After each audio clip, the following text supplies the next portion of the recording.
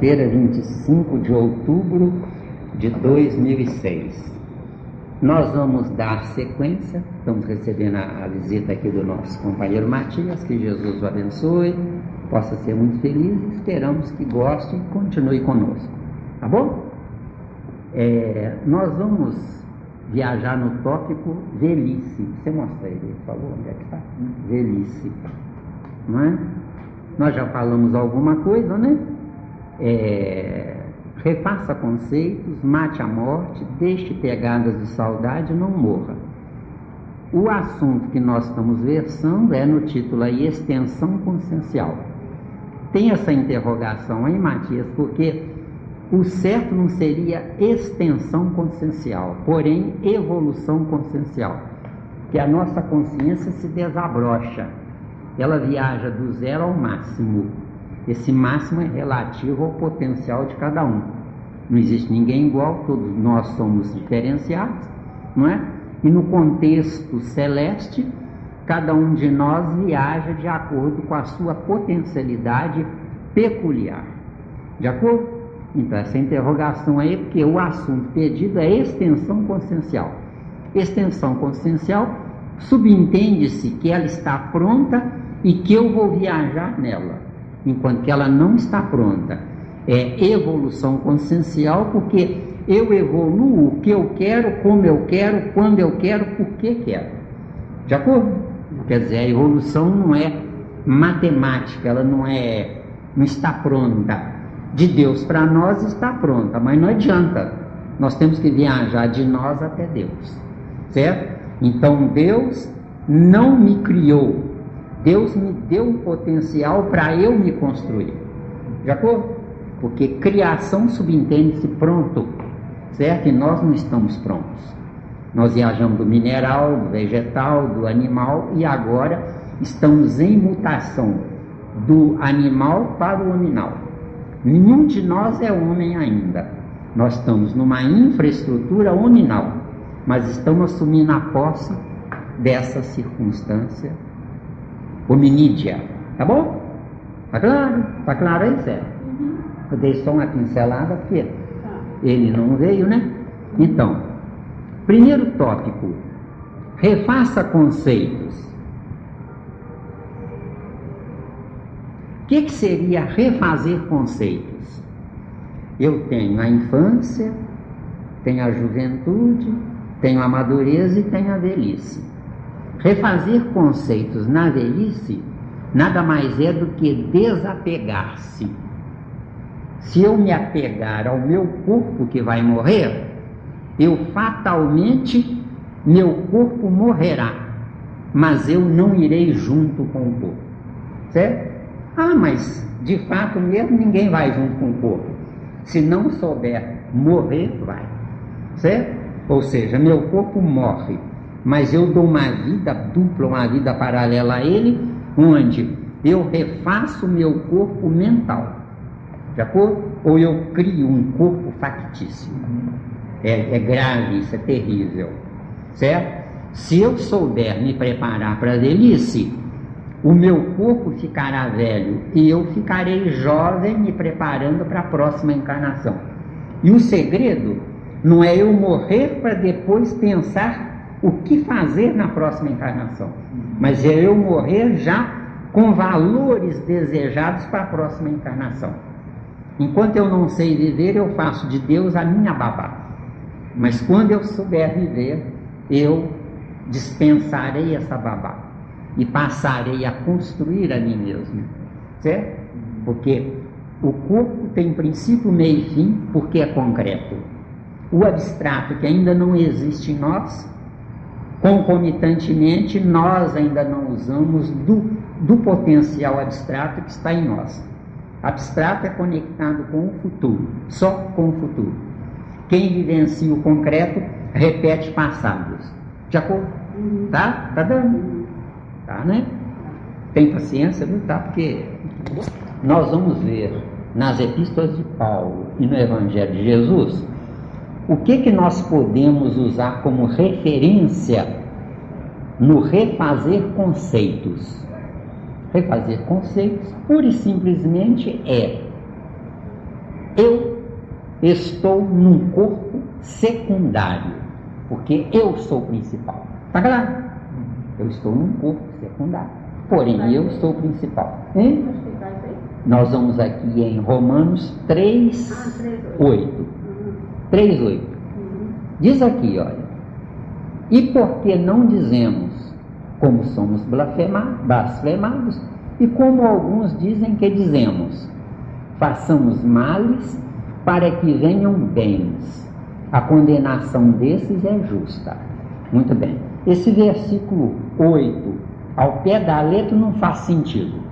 Agora, se nós analisarmos o título, olha o título, ó: o privilégio dos judeus, a justiça de Deus. O privilégio dos judeus é Deus concretizado no povo judeu. Está claro? O privilégio é Deus concretizado no povo judeu. Ou seja, ainda, é Deus mandando o potencial dele a filhos dele, espíritos oriundos dele, onde aceitemos ou não, queiramos ou não, como foi falado quarta-feira passada, nós dependemos do judeu, certo? Porque o judeu é que é o representante direto de Deus na família humana. Tá claro? Mas depois, aos poucos, você tem paciência, tá? Aos poucos você vai pegando a coisa. Então, o versículo 3, pouca coisa nos acrescenta em tese. Agora vamos ao 3:11. Aqui, o 3:11 já melhora a informação. Não há ninguém que entenda, não há ninguém que busque a Deus. Ou seja, o que Paulo de Tarso quer dizer textualmente com isso? Eu busco Deus por falta de opção. O certo é eu buscar Deus, porque Ele é a única opção. De acordo? Eu me atrelo, eu acredito em Deus, porque eu não tenho outra capacidade, outra possibilidade. Eu estou perdido. Você quer falar? Não tem outro a língua está coçando aí? Não, é só que eu queria. Isso. Deu bem? 11, né? Então 12, ó. Todos se extraviaram e juntamente se fizeram inúteis. Ou seja, nós nos extraviamos porque o ego é que grita: eu não abro mão dos preceitos de vida. Certo? Se analisar bem a humanidade, todo mundo quer que conserte, mas ninguém quer perder para o conserto. Não chega em lugar nenhum. De acordo? Então, não há quem faça o bem, não há nenhum só. Então o que acontece?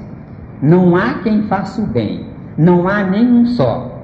Ou seja, eu sou bom, ou por orgulho, ou por vaidade, ou porque cansei de não ser bom. Cansei, eu já vi que não vale a pena. Não vale a pena eu brigar com a polícia, porque senão ela me prende, até me bate.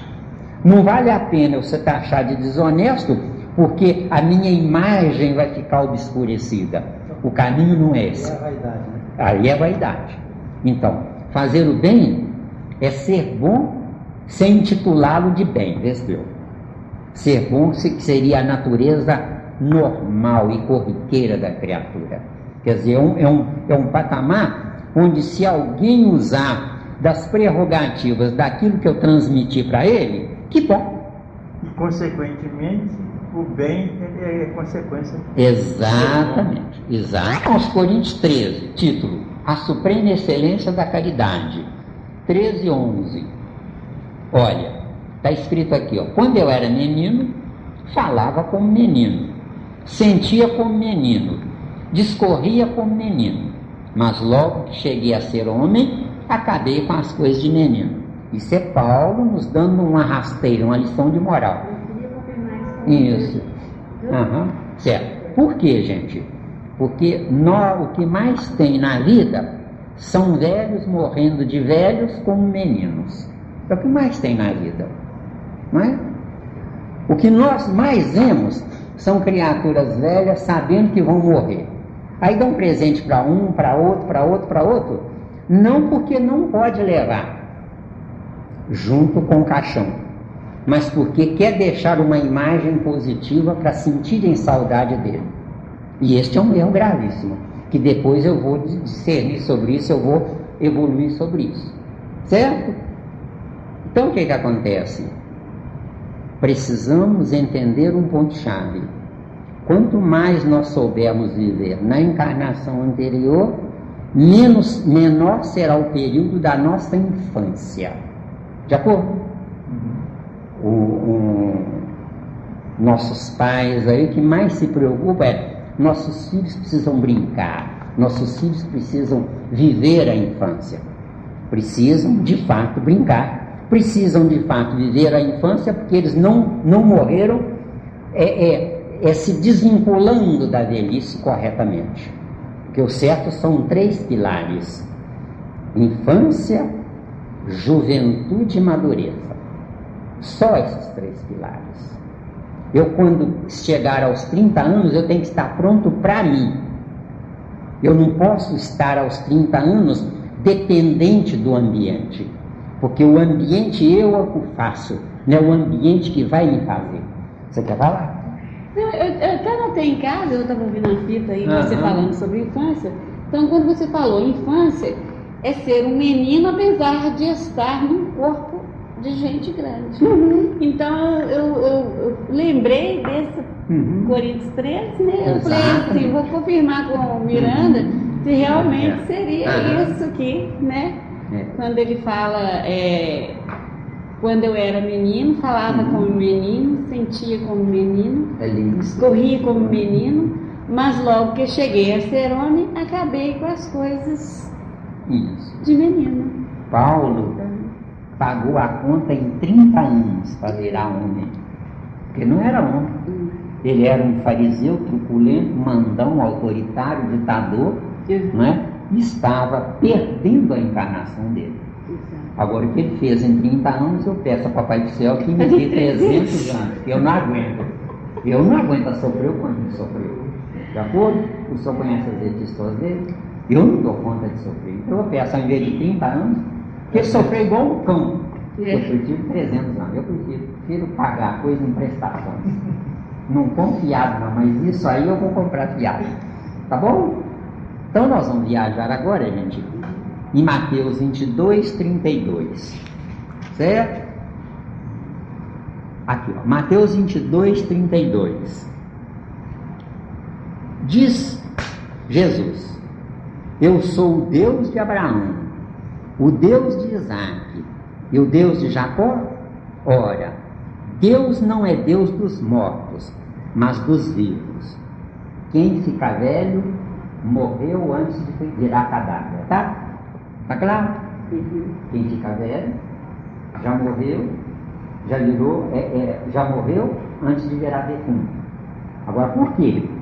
Porque a minha velhice é prerrogativa do Criador, me dando mais tempo para ver se eu acordo antes de morrer. Tá dando aí? Tá. Viu? Deu mesmo? Então vamos aqui, no 19, 21.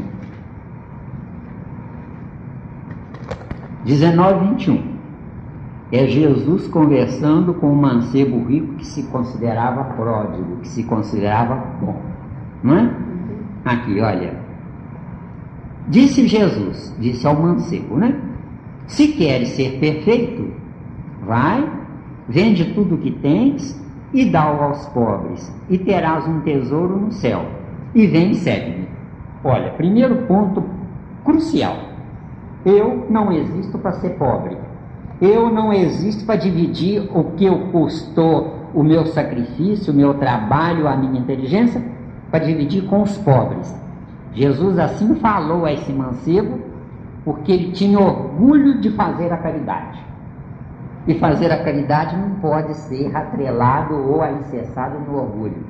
Fazer a caridade tem que ser natural da criatura, espontâneo. E fazer a caridade não é dar coisas.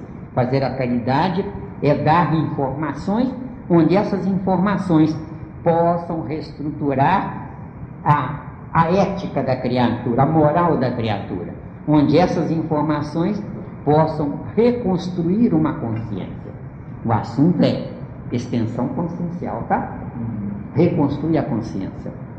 Porque tem muita gente que honesto, trabalhador, cumpridor de dever, não faz mal a ninguém, não quer um centavo de ninguém, mas tem vaidade de ser honesto, trabalhador, cumpridor de dever, não vale.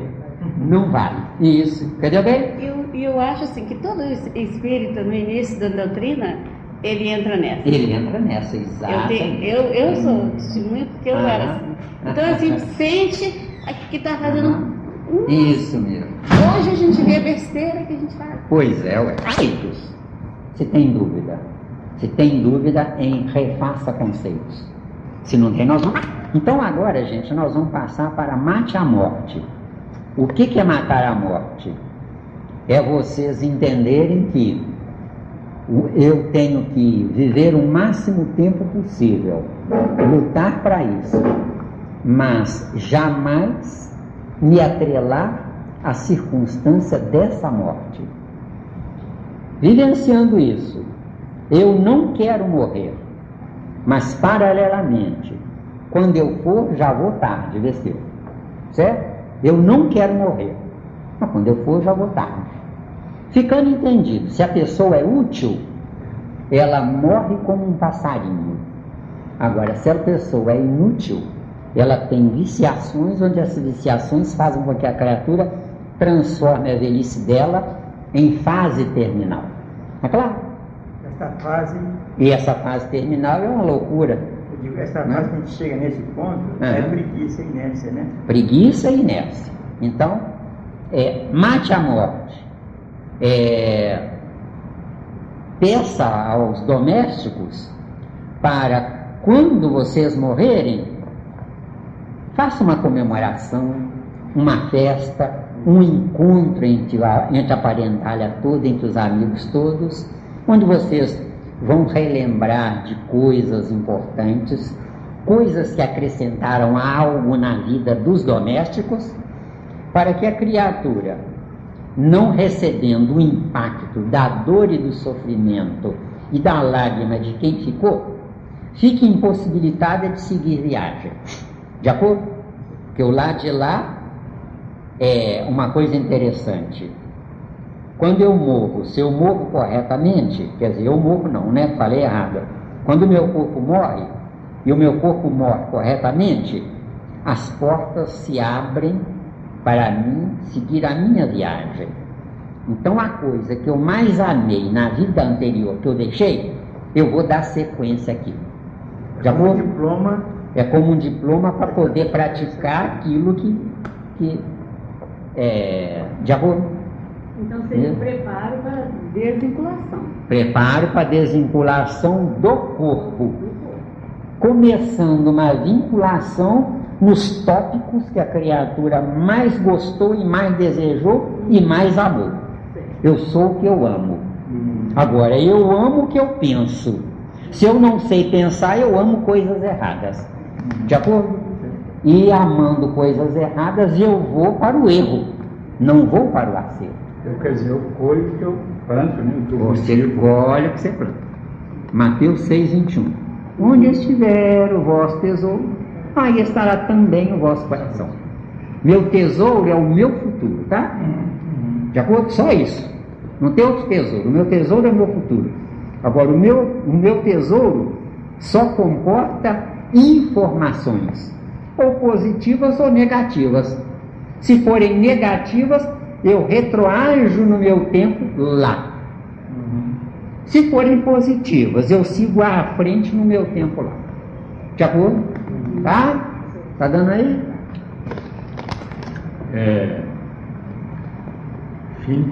Finis vita, né?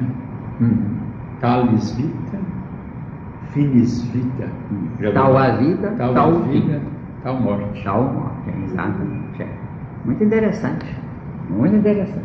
Essa eu não sabia, não. Tá? Aprendi agora com o meu querido amigo Chaves. Não é? Ó, e gravou aqui, ó. Gravou, tá registrado, viu? Então, vamos ver, gente, em Romanos 7:24, sobre mate a morte. Matar a morte é não vivenciar a saudade do que fez e o desejo de fazer o que não fez. Não entrem nessa. Basta mentalizar fortemente, eu quero. Só isso. Vai entrar na fila das prioridades e o Criador tem mecanismos lá para não fazer com que eu me estrague mais ainda do que eu já estou estragado. Isso tem a ver com viver agora, né? Com viver agora. Viva agora intensamente. Agora, se a sua consciência, o título é extensão consciencial, né? Eu repito sempre para gravar, certo? Então, se a sua consciência não acusou, é um erro. Mas se ela não doeu, lambuze-se, desceu. Agora, se é um erro, exercite não errar mais. Certo? Porque eu existo para aprender.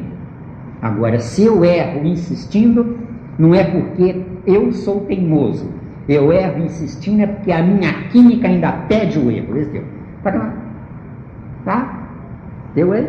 É o que Jesus chama de pecado contra o Espírito Santo. Pecado contra o Espírito Santo. Consciência do indivíduo. Isso. Sabe que está errado, Isso. faz assim. Isso. Eu posso pecar contra o Pai, sou eu, Espírito.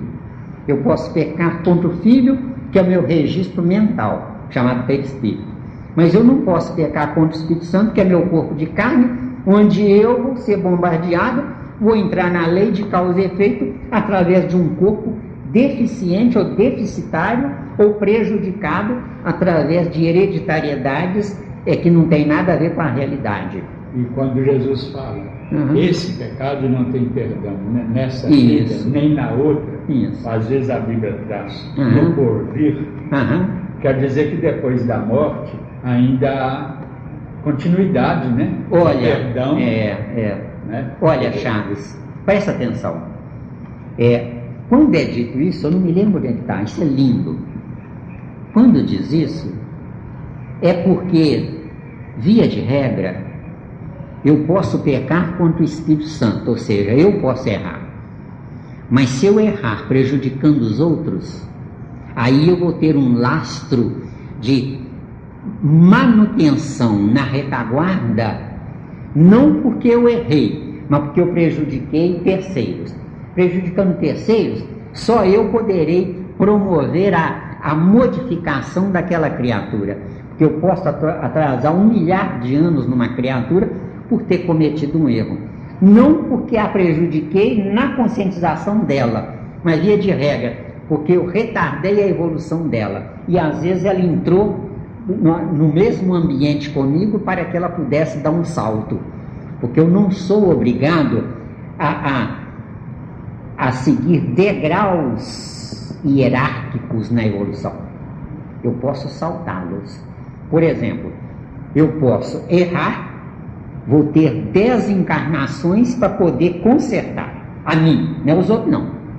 Agora, eu posso errar e no meio da viagem me reconsiderar, ou me arrepender, que é mais ou menos a mesma coisa.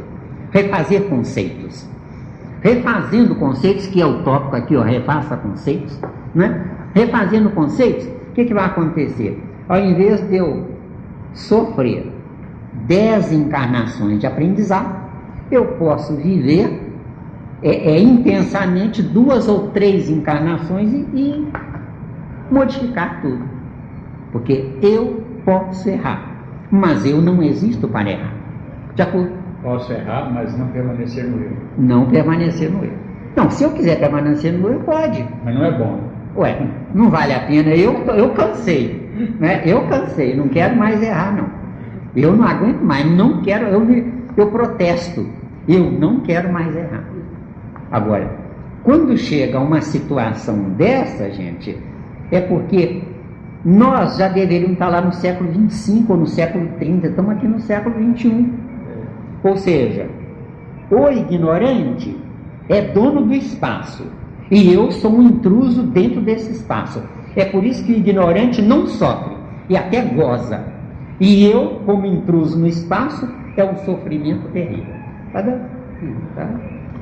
Sair de órbita. O que eu quis dizer com a frase de Jesus quando ele fala: pecado contra o Espírito Santo não tem perdão nessa vida nem no futuro. Algumas Bíblias trazem, nem na outra vida. Certo. Outras trazem, nem no porvir. Ele está mostrando que depois que o corpo morre, ainda há as chances de regeneração de ser perdoado, não é? Quer dizer, continua, não acabou com a morte do corpo.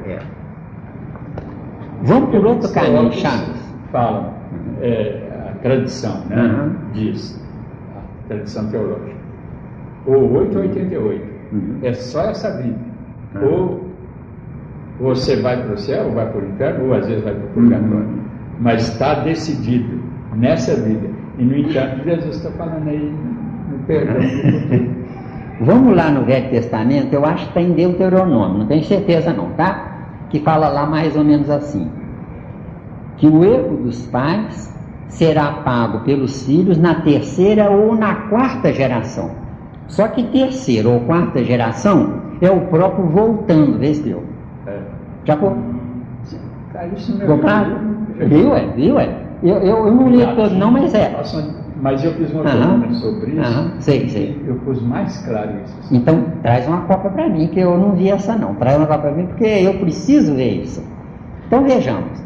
Vamos analisar com calma o problema da terminologia mal aplicada sobre Espírito Santo. Primeiro tópico. O Espírito já é santo sem precisar denominá-lo santo. Porque é filho de Deus, tem que ser perfeito. Agora, eu sou filho de Deus perfeito, mas prefiro dar umas voltinhas na imperfeição para não ter saudade dos erros. Esse teu. Tá claro? Deu mesmo? Deu, né? Então veja. Eu quer dizer assim, de vez em quando é necessário que se cometa. Tá vendo aí, ó? Então, tá vendo aí? Então ele está mais ou menos dentro do meu conchavo aqui, né? Ou do nosso conchavo. Então o que acontece? As teses religiosas aplicam erradamente o termo Espírito Santo. Chegam a considerar que Espírito Santo é o próprio Jesus falando. Chegam a considerar que é o próprio Deus falando. Chegam a considerar que é um anjo que toma conta daquela criatura. Isso não existe.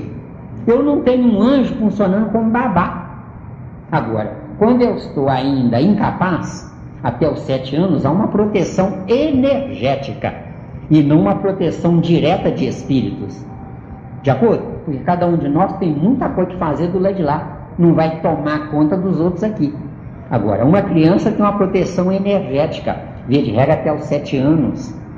Um jovem, uma jovem até os 14, até os 15 anos, vive uma luta atroz entre si, onde é uma fase que eles dizem até que é uma fase difícil na mocidade. Só que nesse período, gente, é uma pressão energética onde as vivenciações dos erros e da inadequação para entrar na puberdade fez com que as informações vivenciadas de sofrimento desse novo jovem no palco da juventude faz com que as energias elas desabrochem, elas saiam do arquivo da memória desses jovens e começam a balançar eles. Alguém fala até que é fase antipática, né? Fase chata parece que aborrecente, né? Aborrecência, né? Então, quer dizer, não tem nada disso, gente. Olha, o plano espiritual, ele é alicerçado em espíritos presentes quando piores do que nós. Quando menos evoluído do que nós, fica assim de espírito. Agora, quando nós vivenciamos o positivo, quando nós vivenciamos a retidão existencial, retidão não é ser santo, não. Retidão é ser positivo, é ser... ser correto. Tem um termo que está me fugindo agora, que seria adequado para isso, mas não estou lembrando, então deixa passar, né? Quando não lembra, deixa passar. Então o que acontece? Nós precisamos, dentro da doutrina espírita, ter um conceito correto de Espírito Santo. Espírito Santo não é santo, não. Espírito Santo é aquele que quer ser correto, é aquele que quer ser reto. Tanto que na Terra, não é? Quem é um santo fica convencido. E quem está cheio de problemas e que gostaria de ser santo, se vigia. Então quem é melhor? Quem já é ou quem ainda não é e quer ser? De acordo? Santos todos são. Só que uns estão ainda engatinhando, estão ainda em estado potencial de santidade. Ou seja, eles estão em forma de semente ainda, mas já têm aquela potencialidade para amanhã serem santos. Agora, eu digo também que o Espírito Santo é o conjunto dos Espíritos. Você viu isso no livro meu, né? É o conjunto. É maravilhoso. E não aquele da Trindade, foi criado depois, em 381, com Constantinopla. São Paulo, por exemplo, não conheceu esse Espírito Santo. E, aliás, São Tomás de Aquino e Santo Agostinho divergem sobre essa questão da Santíssima Trindade. Não, mas de alguma forma, tudo é trino. Tudo é trino. Existe uma trindade, mas não do jeito que os teólogos criaram. Né? Infância, juventude, madureza, trino. Aqui tem infância, puberdade, maioridade, madureza e velhice. Então, tem pilar sobrando aí. Mas depois a gente entra ali. Pai, mãe, filho. Tá? Pai, mãe, filho. Acho que não precisa gravar isso, não. Não, traz lá. Eu fico pensando, quando você falou sobre a adolescência, Aborrecência? Por que a gente, eu e lá na minha casa, parece que não houve essa fase. A gente não teve tempo de viver isso, porque era uma responsabilidade tão grande. Eu trabalhava desde cedo, 8 anos de idade, eu trabalhava nas casas dos outros, aquela coisa. A gente não teve tempo para viver. Acontece o seguinte, Célia, quando o Espírito está pronto, mocidade perdida. Numa mocidade perdida, tudo de errado acontece, menos o que é certo. Por quê? Porque a perdição dessa mocidade, perdição entre aspas, sem degeneração, né? A perdição dessa mocidade é uma perdição necessária para que essa mocidade se encontre. Ou seja, eu não encontro o certo sem vivenciar o errado, para que eu valorize o certo como certo. Porque se eu viajar do zero para o certo, eu não sei o que é errado. Não sabendo o que é errado, eu não tenho parâmetros de comparação para denominar o certo como certo. De acordo? Então, voltando ao Chaves. Tudo é trino, Chaves. A coisa mais maravilhosa do mundo é o que a Igreja Católica criou. Pai, Filho e Espírito Santo. Certo? Não tem nada mais maravilhoso. O quê? Pai, o meu passado. Filho, o meu presente. Espírito Santo, o meu futuro. O que ele quer dizer a Igreja Católica ao pé da letra com o Espírito Santo? É um Espírito que chegou no fim da viagem. Isso aqui é Espírito Santo. Agora, nós estamos aqui estudando na condição de espíritos que não são santos. De nós para Deus. Somos santos de Deus para nós. Mas nós não somos santos de nós para Deus. Então o que acontece? Ou seja, Deus me gerou como uma proposta, não como filho. Eu é que vou me fazer filho da proposta. De acordo? Ficou claro aí, né? Então, tudo é trino. Por exemplo, você está com a sua mulher. Você pode gerar filhos. Os filhos podem ser consequência do mesmo ideal coincidente entre você e ela. Os dois vão ser pródigos, vão disseminar alguma coisa de positiva. É um filho gerado. Agora, vocês podem gerar filhos. Agora, esses filhos consanguíneos podem ser criaturas que vieram, parecendo que vieram para atrapalhar a vida da felicidade dos dois. Não, vieram para mostrar a vocês que vocês estão esquecendo de alguma coisa esquecida na retaguarda, Vesteu. Esse que ele se torna Espírito Santo no final, né? No final, o Espírito Santo. Justamente, é porque ele chegou a uma evolução equivalente. Isso. Agora, todos estamos nessa fila. Né? Todos estamos. Ou seja, endeusam Jesus. Pelo amor de Deus, para ele nos conhecer, como disse que nos conhecia, ele tem que ter passado, trilhado pelo mesmo caminho que nós. Com uma diferença. Nós erramos para acordar. Ele pode ter acordado nos vendo errar, entendeu? Entendeu? Você já passou por isso. Exato. Ou seja, é melhor eu ser enfermeiro do que ser doente. É melhor eu ser professor do que ser aluno. É melhor eu ser rico, equilibrado, do que ter que ficar pobre para começar a equilibrar. Para ganhar a ajuda do rico. Mas olha, o que eu não concordo na Trindade é a teologia da Trindade.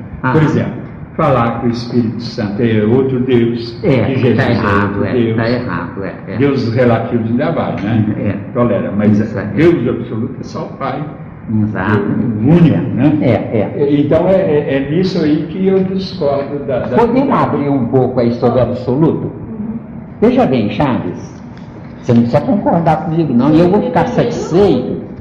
Eu vou ficar satisfeito se você não concordar comigo, é sinal de que você pensa. Entendeu? Veja bem, absoluto ao pé da letra é abstrato. Só que o absoluto abstrato, eu não estou pronto para chegar lá não. Então o que acontece? Vamos viajar lá em Mateus 5,48. Diz Jesus lá em 2 linhas, um versículo pequeno: sede vós, pois, perfeitos, como é perfeito o vosso Pai que está nos céus. Vou dizer uma coisa para vocês interessante. Um ladrão que acredita no roubo, ele é um Deus dentro da perfeição dele, esse Deus. Então ele é absoluto no relativo. De acordo? Está claro aí? Ele é absoluto no relativo. Agora, outro detalhe. Ele crê. Isso, ele crê. Um ladrão que rouba é um defeito de 1 centímetro. Agora, se eu roubar, é um defeito de 1 quilômetro, esse deu. Está dando a diferença aí? Então, sede vós, pois, perfeitos, como é perfeito o vosso Pai que está nos céus. Então, o Deus do ladrão é um, o meu Deus é outro. A parábola dos talentos. Isso, agora onde é que está o absoluto aí? O absoluto está no ponto de equilíbrio, onde Deus, aquele Deus, ele está no ponto de equilíbrio chamado zero. Não é nem negativo nem positivo, porque na minha ignorância, eu fazendo bem, eu acredito que meu Deus é melhor do que o Deus dele, e este é um erro grave, gravíssimo. Enquanto eu vivenciar isso, eu estou vivenciando a lei de justiça. O que é a justiça? O melhor para mim. Isso aqui é justiça, de acordo? Dentro da lei de justiça, eu estou sendo injusto, vê se Deus. Está correto. Agora, essa justiça é comum, né? Essa justiça que é o que é bom. Boa, Sidney, boa, Sidney. É comum, mas não é justiça divina. Acontece o seguinte: se eu não administrar a justiça comum, eu estou longe da justiça divina. Porque a justiça divina é o coroamento da justiça comum. Ou seja, ainda, você jamais irá ao céu se não transformar o seu lote terreno no seu céu.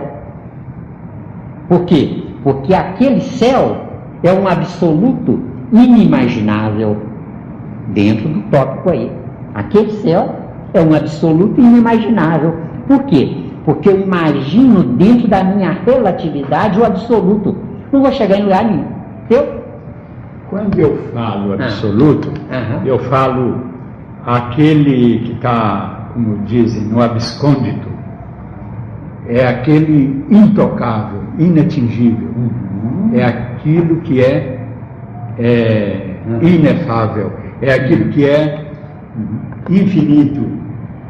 É aquilo que é o único, é a causa primária. E, quando eu falo relativo, eu quero dizer aqueles que têm uma certa afinidade com Deus, nós, por exemplo, né?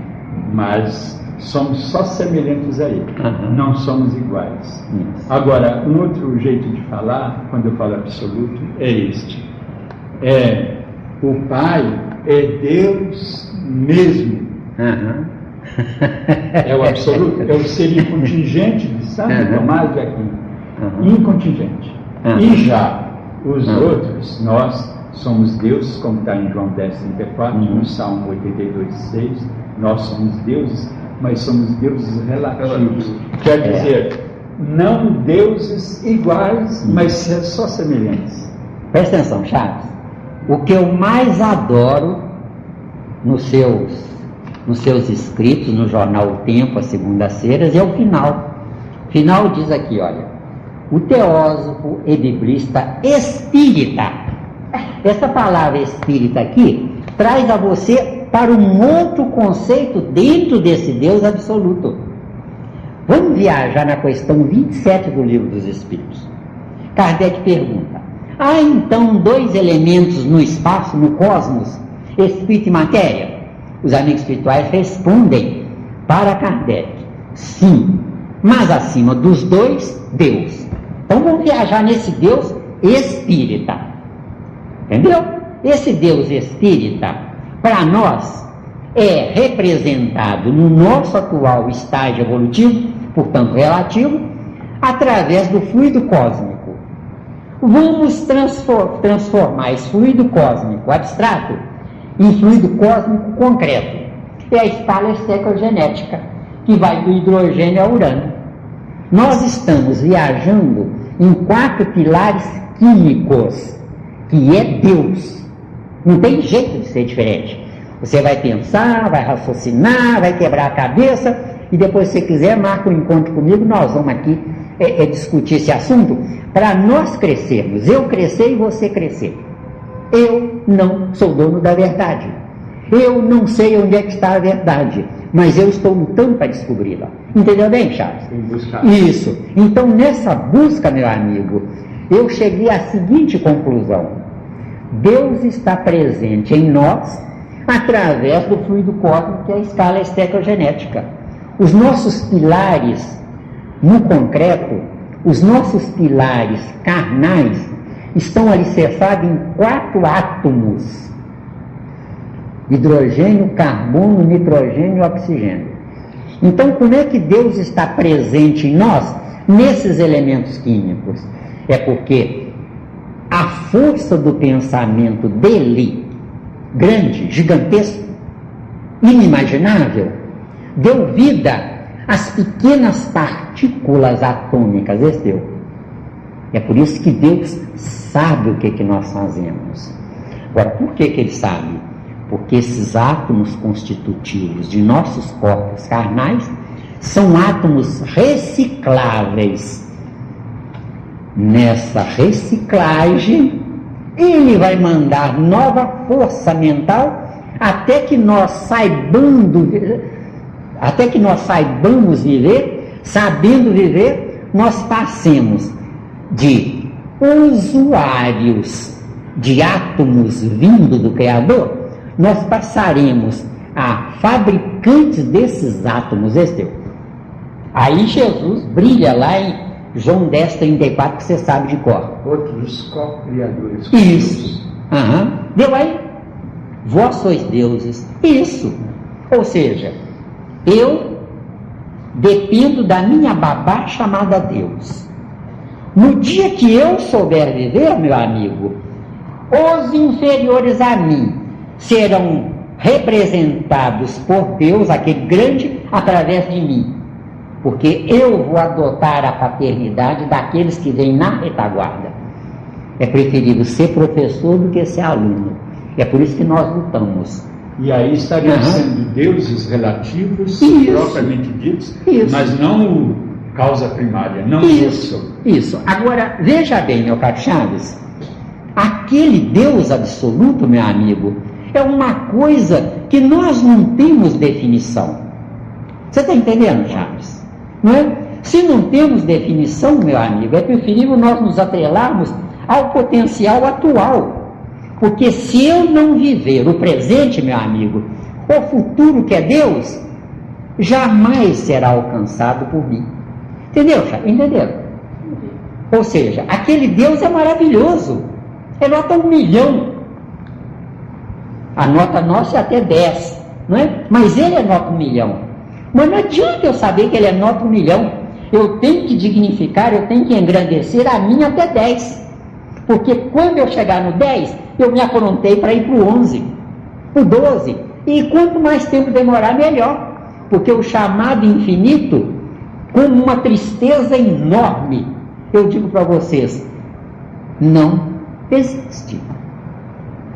Por quê? Porque o infinito são partes finitas separadas, vestiu? Está claro aí? Está claro? Ou seja, ainda, você tem um teor de inteligência provisório no seu cérebro. O todo, total, meu caro, não depende daquele Deus. Depende de você construir o seu Deus, onde você jamais verá aquele Deus como ser, mas você verá aquele Deus como grandeza, porque aquele Deus, se quisesse ser o que aconteceria? Ele seria um ditador dos seus filhos. Tá claro? É difícil isso, tá? É difícil isso. Mas ele é a causa primária, certo? Mas é claro, é questão número 1 do Livro dos Espíritos. O que é Deus? Olha que Kardec começa certo. Ele começa como que e não pessoa. Quem, não pessoa. Então, isso aí, só isso, meu caro, já vale o Livro dos Espíritos todo. Só essa questão. Agora, vamos voltar no derrubar a Trindade, porque está encasquetando você aí. Pode continuar? Que eu acho bonito. É bonito a gente. Então, vamos lá, Chaves, com calma. De fato, isto derruba a Trindade. Agora, eu lhe pergunto, para que serve Deus sem essa Trindade? Pensa com calma. Muita calma. Para nada. Então, Deus gerou um duplo dele, que é submúltiplo de Deus, chamado Jesus. É o intermediário entre Deus e nós. Concorda? Isso aí já tem 2. Agora, faz o casamento lindo, maravilhoso, majestoso, de Deus com Jesus. Eu pergunto, para que servem os 2 se não geram filhos? Porque Deus e Jesus são marido e mulher.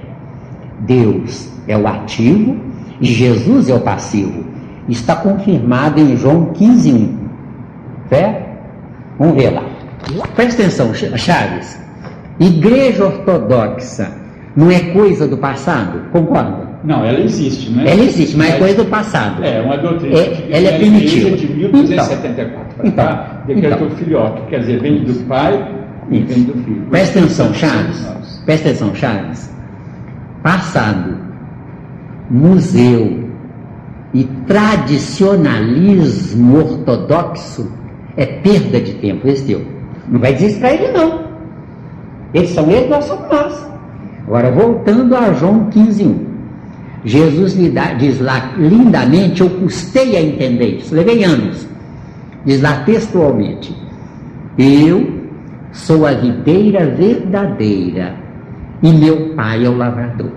Ao pé da letra, Jesus se faz matéria para que Deus haja através da matéria Jesus. Agora, Jesus, por sua vez, se faz um Deus para que nós sejamos matéria de Jesus. Vê se deu. Está dando aí, está difícil. Hein? Se tiver difícil, certo? Eu não quis dizer a ala ortodoxa da igreja, não é? Eu quis dizer a igreja mesmo, que é uma outra igreja que se separou de Roma em 1054, porque ele é arcebispo Cerulários, né? É aquela igreja da Rússia, da Grécia.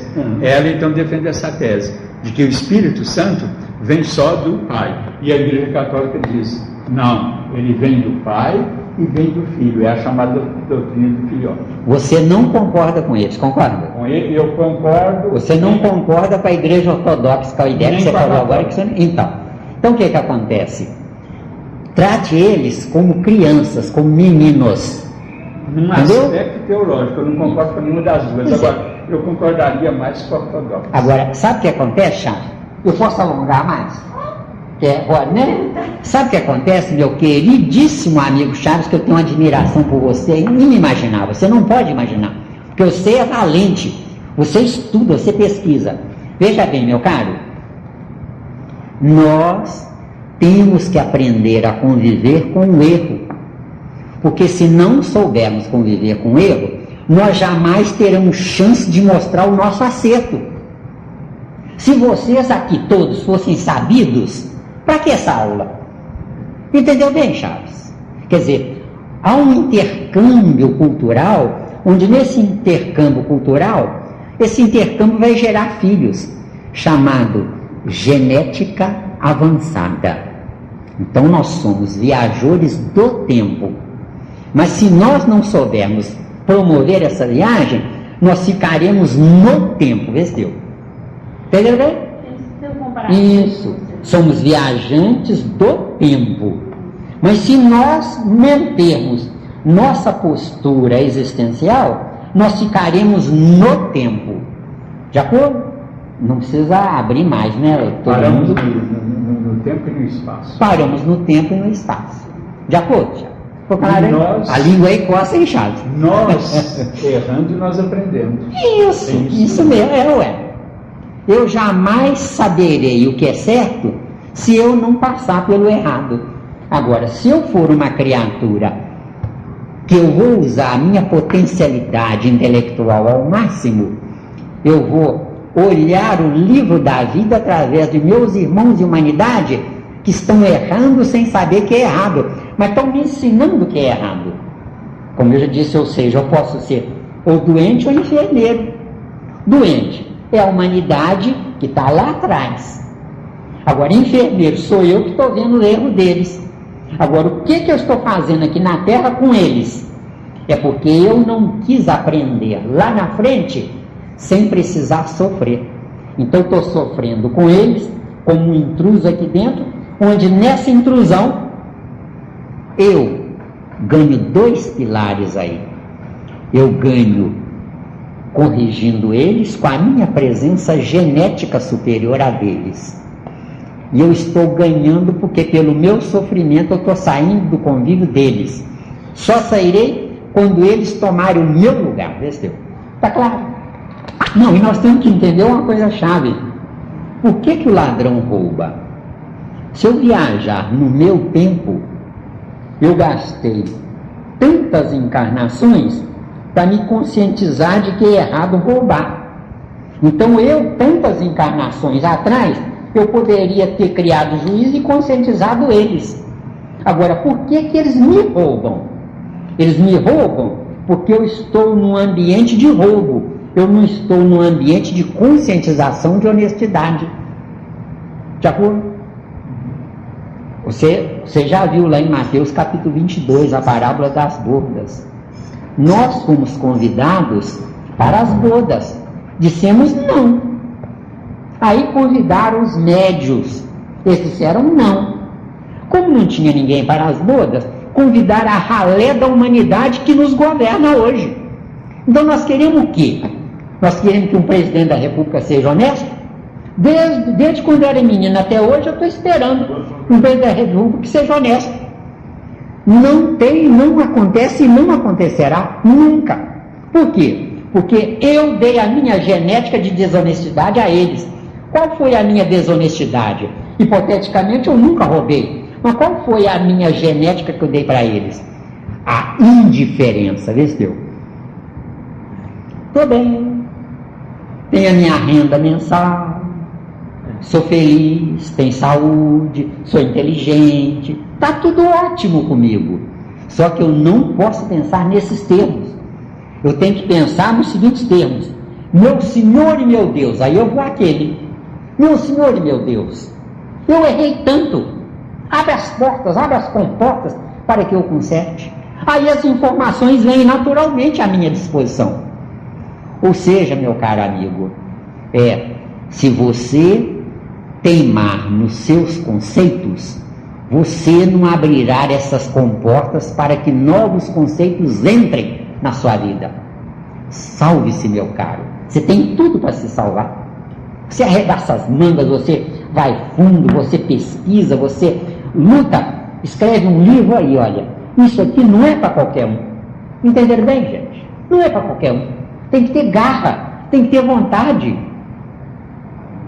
Agora, vamos usar da nossa sensibilidade adormecida e vamos buscar tudo o que deixamos para trás. De acordo? Ficou claro, hein?